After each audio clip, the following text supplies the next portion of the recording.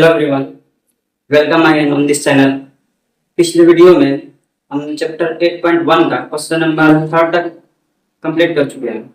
तो आज हम 8.1 का क्लास 10 का जो चैप्टर है ट्रिग्नोमेट्री, उसका 8.1 है, उसका क्वेश्चन नंबर 4 तक देखेंगे आज। तो चलिए स्टार्ट करते हैं। क्वेश्चन देखिए, क्वेश्चन में दिया हुआ है given 15 cos A equal to 8 and find sin and sec। बस नॉर्मल सी क्वेश्चन है। चलिए स्टार्ट करते हैं इसको, इसका सॉल्यूशन। क्या दिया है, क्या मेरा 15 cot A equal to 8। इसमें थोड़ा सा अगर क्वेश्चन नंबर 3 तक अगर आप लोग बनाएंगे तो अगर थोड़ा सा इसमें दिमाग लगाते हैं ये क्वेश्चन भी आसानी से बन जाएगा। तो देखते हैं, यहाँ देख रहे हैं दिया है क्या 15 cot A equal to 8। तो हमको क्या निकालना है, sin एंड sec का वैल्यू। तो 15 cot A जो दिया है वही चलते हैं। गिवन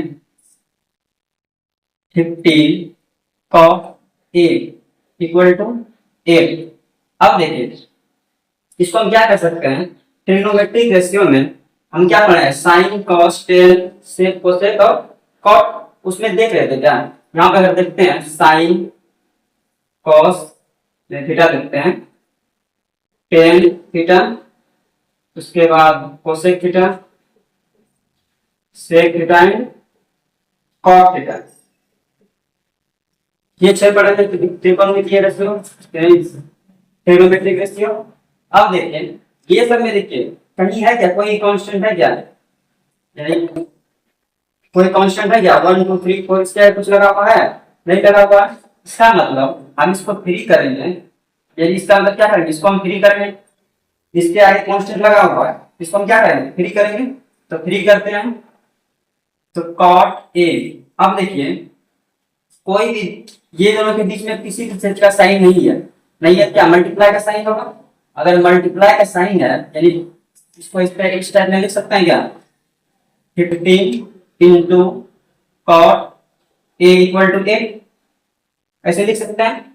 अब देखिए इसको हमको दूसरे साइड भेजना तब कहला रहेगा, इस टाइप में बनेगा cot थीटा, इस टाइप में तब ना बनेगा, इसको हटाएंगे तब ना cot थीटा की तरह बनेगा। तो इसको हटाते हैं, ये मल्टीप्लिकेशन में इसको इस तरह भेजे यानी आर्डर्स में, तो ये डिवाइड में चल जाएगा। तो क्या सिर्फ मेरा cot A बचेगा क्या, cot A equal to 8 divided by 15। इतना में किसी कोई दिक्कत नहीं होना चाहिए। अब आगे चलते हैं इससे। अभी तो हम इसको जो दिया है उसको हम सॉल्व किए, ठीक है। अब देखिए cot A यानी cot थीटा, इसको हम थीटा ही बोल सकते हैं, कहिए थीटा की जगह p रखा गया। तो cot थीटा का फॉर्मूला हम क्या बताएंगे, cot थीटा का फॉर्मूला क्या होता है, बेस अपॉन परपेंडिकुलर यानी b बाय t, ये बताए थे। तो देखिए cot A की जगह मेरा 8/15 है, तो इसके जगह हम b by t equal to 8/15 लिख सकते हैं क्या।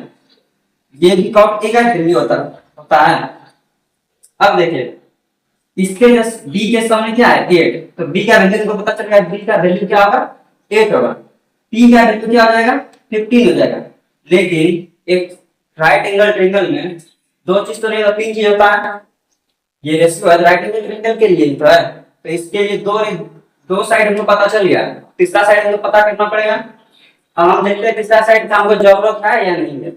अब कैसे पता करेंगे कि जरूरत है या नहीं है, तो देखते हैं हमको क्या निकालना है, जो निकालना है वह देखते हैं। क्या हमको क्या फाइंड आउट करना है, साइन एंड सेक। तो साइन ए का फॉर्मूला हम क्या पढ़े हैं, p बाय h होता है, और सेक ए का फॉर्मूला क्या पढ़े हैं, h बाय d होता है। ये होता है क्या। अब देखिए हम इसको फाइंड आउट करने के लिए, दोनों को फाइंड आउट करने के लिए, तो पहला हम लोग किसका नीड है, किसका जरूरत है, p का यानी परपेंडिकुलर का। तो देख रहे हैं परपेंडिकुलर तो मेरा आ गया है, परपेंडिकुलर यहाँ पे दिया हुआ। अब दूसरा देखते हैं, दूसरा क्या है h यानी हाइपोटेन्यूज कर्व। तो h मेरा कहीं पे दिख रहा है, कैसे h है क्या, तो आप b का वैल्यू 1 हो जाएगा, p का वैल्यू क्या हो जाएगा 50। लेकिन h का वैल्यू है क्या, नहीं है, डायरेक्ट तो नहीं पता चल रहा है। तो हम h का वैल्यू क्या करना पड़ेगा, हमको फाइंड आउट करना पड़ेगा, फाइंड आउट करना पड़ेगा क्या। ठीक है।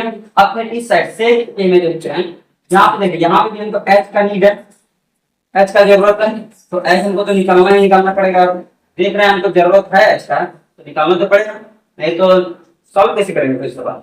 उसके बाद यहाँ क्या है, बेस यानी बी, बी तो है यहाँ पे पता है, यहाँ पे बी का वैल्यू कितना है, एक है। तो इतना चीज में हम देखें कि हमको किसका जरूरत है, एच का जरूरत है। जब एच का हमको जरूरत है तो एच तो निकालना ही पड़ेगा, तो निकालते हैं। फिर से क्या करेंगे, पाइथागोरस थ्योरम से, बाय पाइथागोरस थ्योरम। अब पाइथागोरस थ्योरम इतना बार बता चुके हैं तो याद रखना चाहिए। क्या बताए थे, H square equal to P square plus B square, ये तो बताया है। अब देखिए यहाँ पे इसको ऐसे नहीं करना है, इसके जस्ट नीचे में लिख लेना, क्या इस टाइप में लिखना है। डी इसको वेला फॉर्म समझाने के लिए बताए थे, इस तरह आप लोग को नहीं करना है। इसको मिटा देते हैं,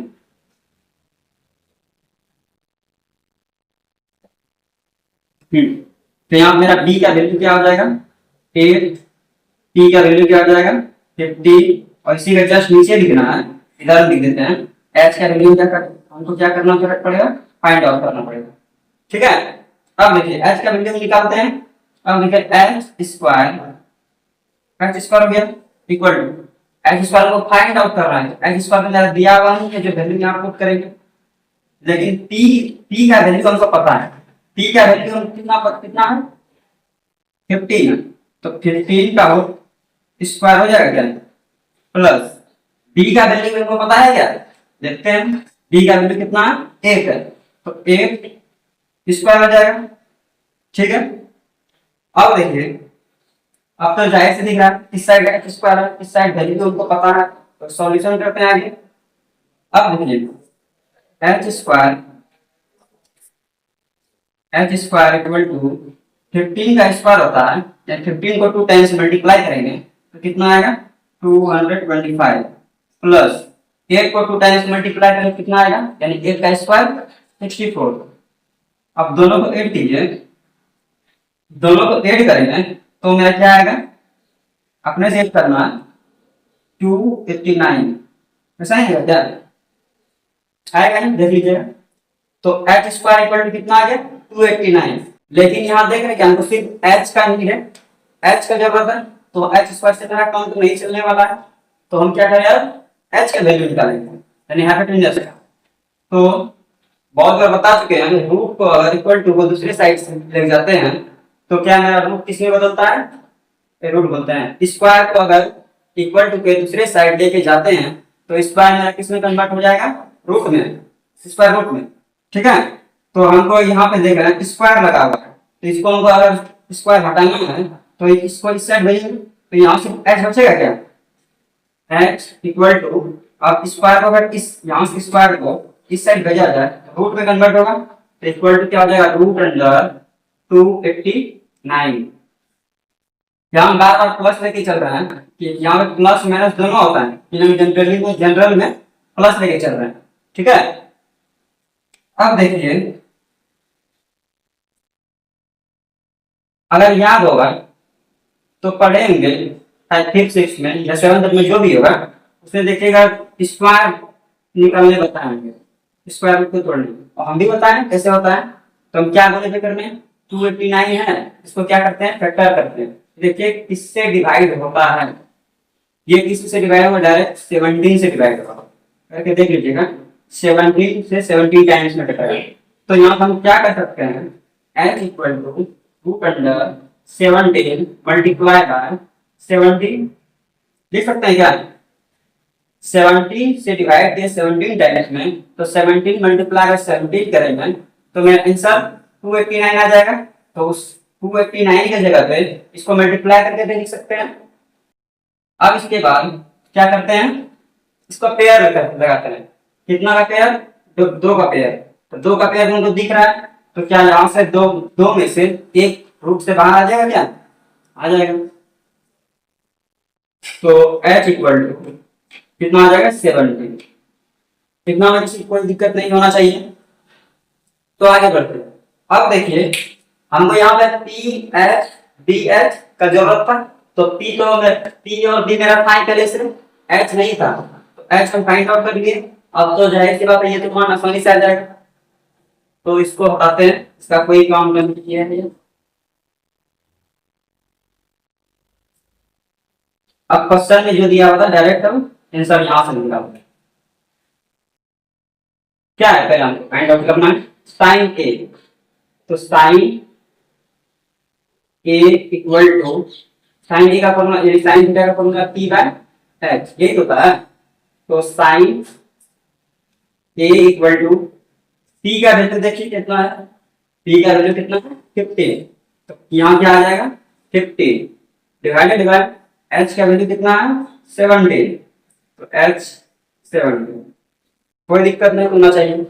इसके बाद क्या निकालना है सेक ए, तो सेक ए इक्वल टू सेक थीटा का फॉर्मूला क्या होता है अभी डी बाय टी, ये तो बताएं, oh sorry D by H, mistake हो रहा है,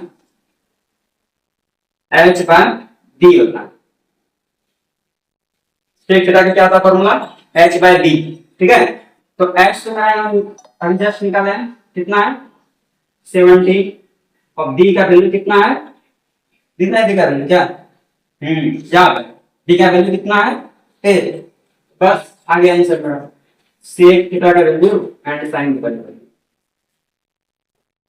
यही दोनों आंसर निकालना था हमको, ये आ गया और ये आ गया, ये दोनों आंसर होगा, ठीक है। अब थोड़ा सा देखिए, थोड़ा सा बताते हैं। अब यहाँ देखते हैं, हो सकता है कि क्यों पेयर लगाते हैं, ठीक है। जहां पे हम पेयर क्यों लगाते हैं दो का पेयर, तो क्या यहाँ से क्यों हम एक ही बार करते हैं, तो इसको थोड़ा सा बताते हैं ताकि किसी को कंफ्यूजन ना रहे। इसको थोड़ा आगे बढ़ाते हैं। सवाल तो यहाँ तक सॉल्व हो गया, यहाँ तक ही सवाल, ठीक है। ये हम कुछ एक्स्ट्रा बता रहे हैं।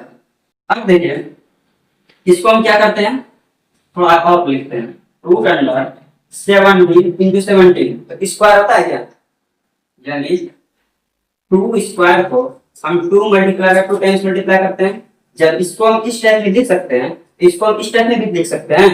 उसी तरह ये यहाँ जो है 17 का स्क्वायर क्या होगा 17 मल्टीप्लाई बाय 17, ऐसे करते हैं।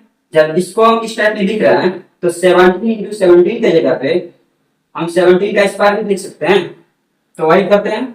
यहाँ पे क्या आ जाएगा 17 का स्क्वायर। अब देखिए स्क्वायर हमेशा रूट को काटेगा, ठीक है। तो स्क्वायर रूट को काटता है, तो यहाँ स्क्वायर रूट को काटेगा तो यहाँ क्या बचेगा 17 ही बचेगा क्या, तो यहाँ मेरा क्या है 17, ठीक है। ये याद रखना स्क्वायर जहाँ पे भी रहे वो रूट को हटा देता है, ठीक है। आगे कहीं पे भी यूज आएगा बताएंगे जिससे यूज आएगा।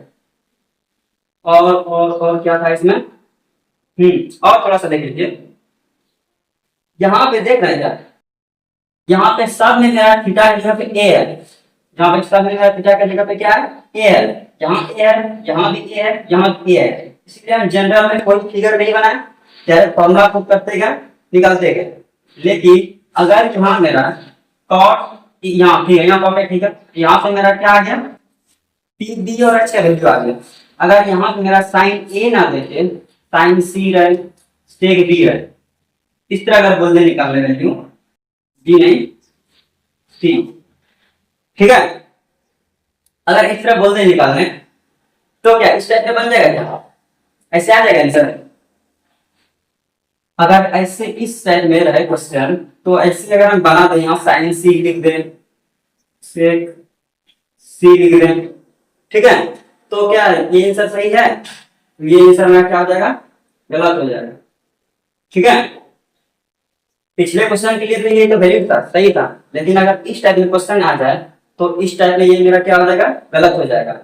अब ये आगे बताएंगे अगले क्लास में क्वेश्चन अगर आता है तो क्यों ऐसा होगा, क्योंकि आप लोग को बता चुके हैं यहाँ पे थीटा अगर यहाँ बदलता है तो क्या परपेंडिकुलर और बेस भी बदलता है, तो यहाँ पे जो मेरा परपेंडिकुलर वो बेस हो जाएगा और यहाँ बेस और यहाँ क्या चलेगा बेस जो है वो परपेंडिकुलर हो जाएगा, बस इस टाइप में बन जाएगा अपने आप।